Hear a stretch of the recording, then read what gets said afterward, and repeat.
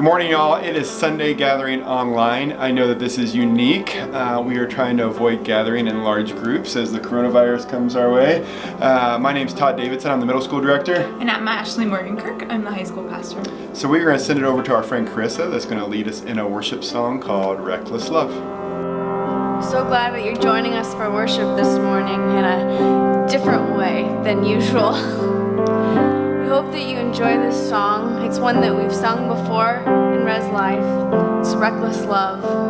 And as we sing it, let us remember God's unrelenting love for us, the way that God pursues us even when we run away and stray from the path.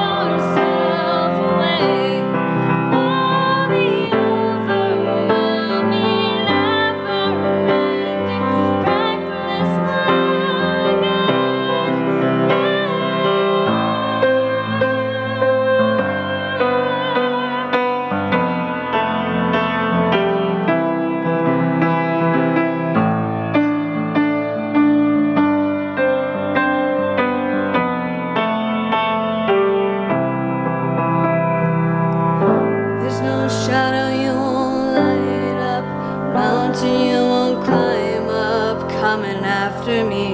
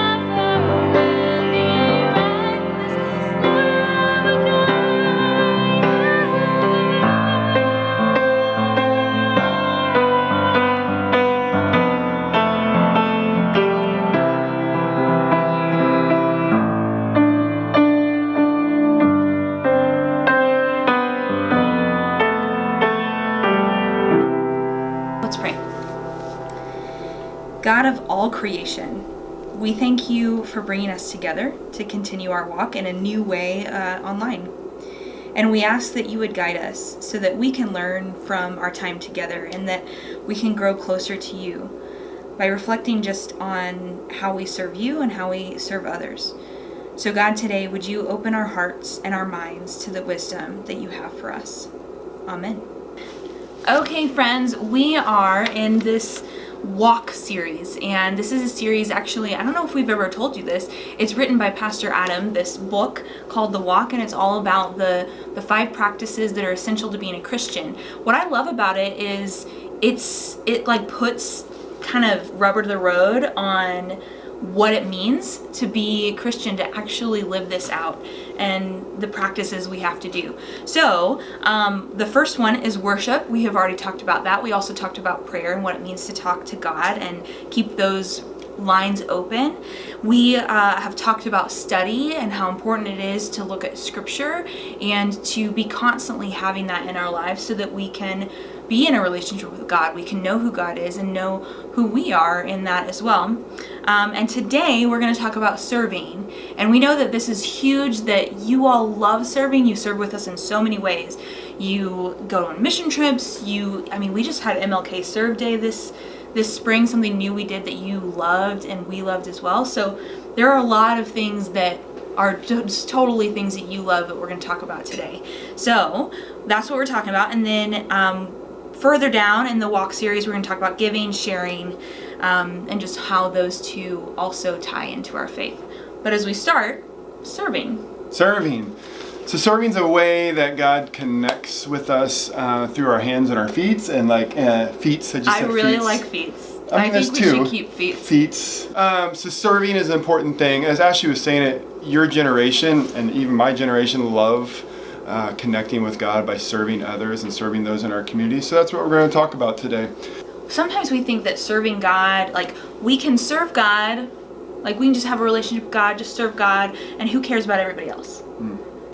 But what we're going to talk about today is serving God goes in line with serving others. So that symbol of the cross, if we just have a vertical line, it's just us and God, it's not a cross.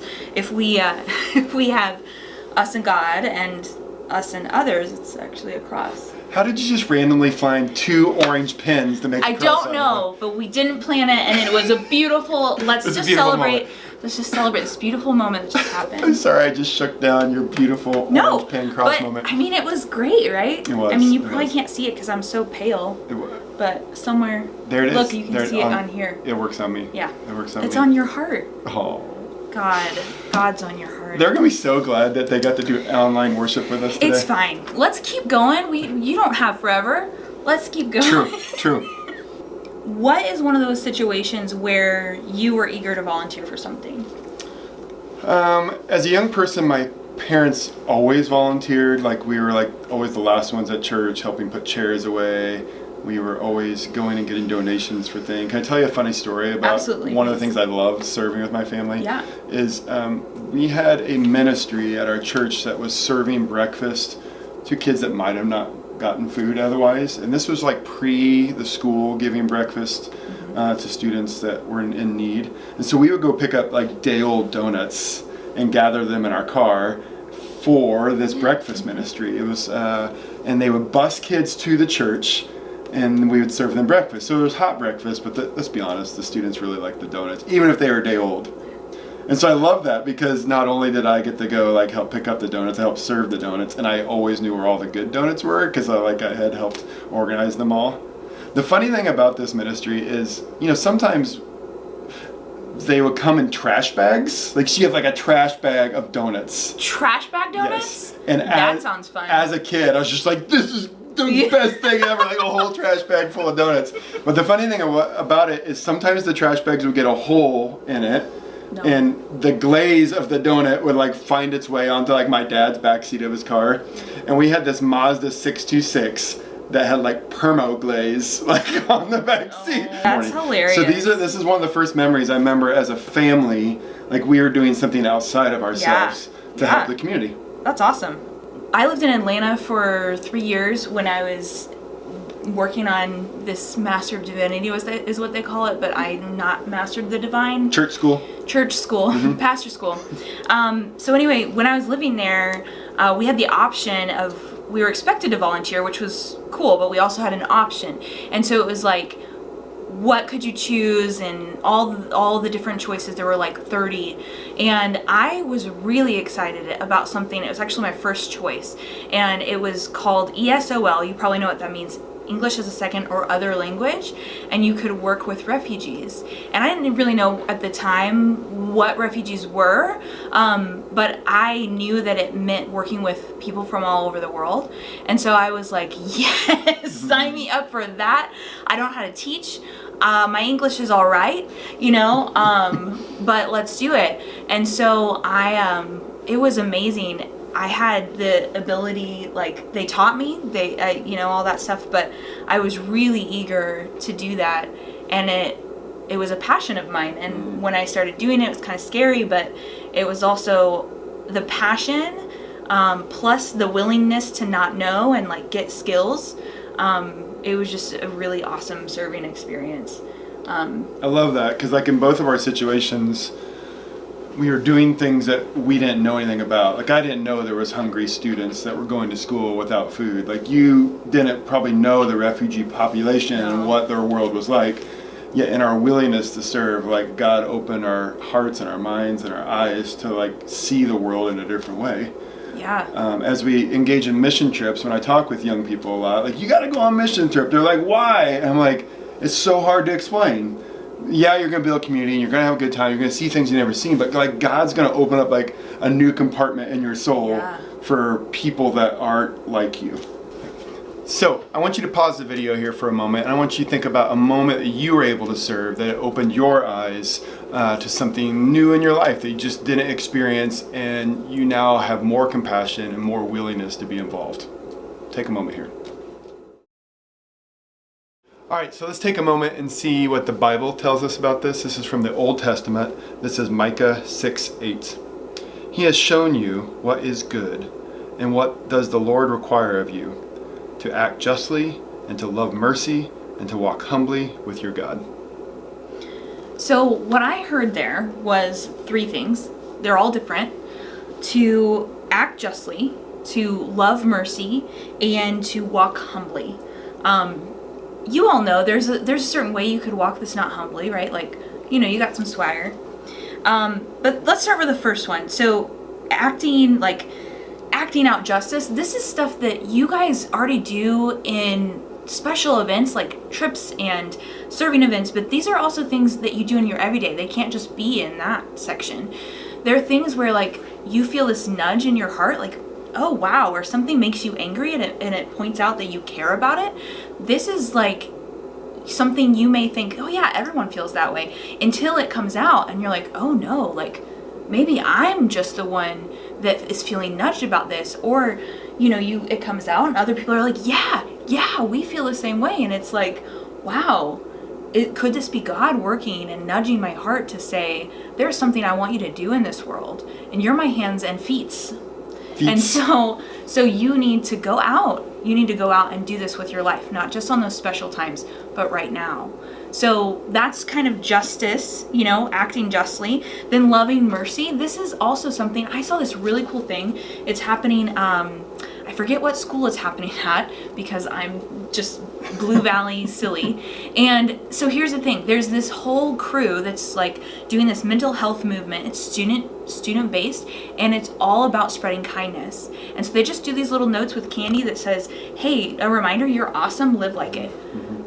Stuff like that. And that's spreading kindness every single day. That's spreading love, being empathetic, understanding that it's hard, life is hard, and you don't know everybody's story. And so you should be kind. We should be extra kind and understanding, and asking if somebody's having a bad day, what happened, instead of who are you? That's kind of that loving mercy, how we can live that out every day. And then walking humbly. I mean, we are talking about the walk, right? Walking humbly. But like I said, you can walk thinking that you're all that. You can walk thinking that you're alone in this. You're not. How do we walk, Todd?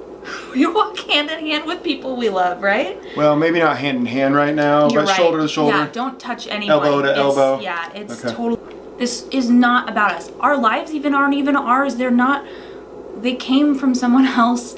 Our life is supposed to be lived out for the purposes of God, and how we do that every day, not just in these really big, sweeping things or these dreams that we have about someday, because someday, usually, as a chronic procrastinator, someday is the worst, and it will just someday never come. Someday is no day. Yeah. So let's think about this a little bit. How do we take it home to where we can actually use it all the time? Yeah.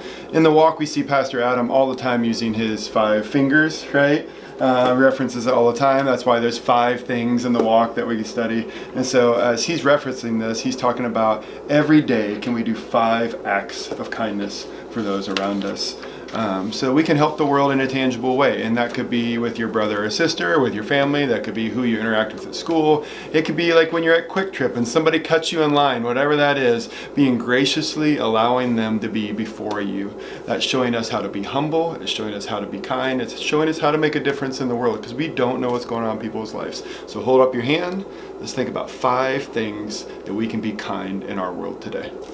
Yeah, and let's just go ahead and pause. Just pause and think about this. How could you do that?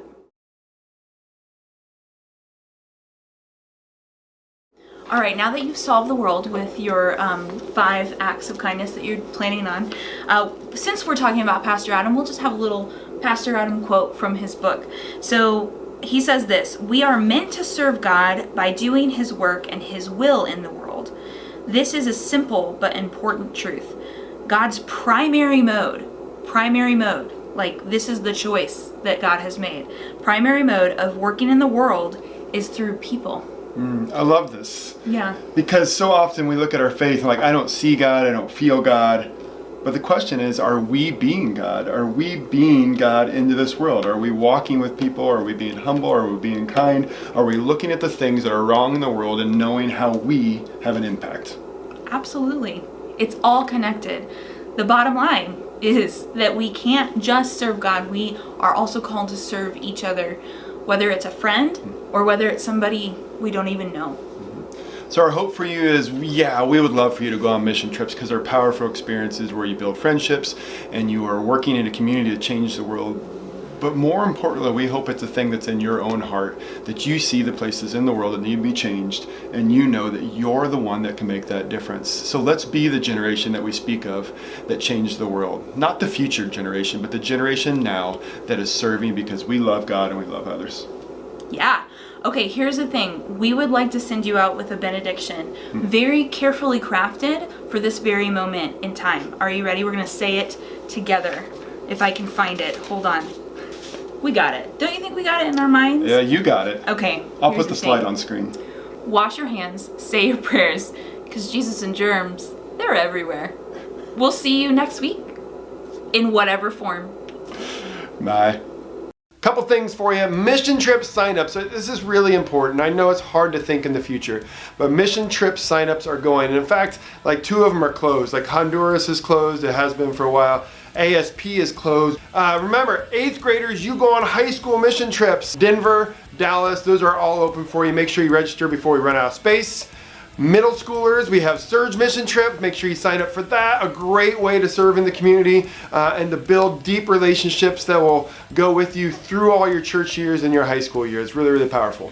There's something new coming your way in Rezlife for high school and middle school. We are going to do a more formal Bible study. If you're wanting to take a deeper step in your faith, this is a great way to study the Bible with your Rezlife people. So, high school will be on Monday nights starting after spring break. Check out the Instagram, all that stuff goes through there. Middle school will be on Wednesday nights right after middle school ministry for like 45 minutes. So you can just stick around. Your mom and dad don't have to take you another place. So talk to them and get permission for that. Permission to study Jesus and the Bible, whether you're high school or middle school. I think your parents will approve of it. So see if you can figure that out in your schedule if you're ready to go deeper in your faith.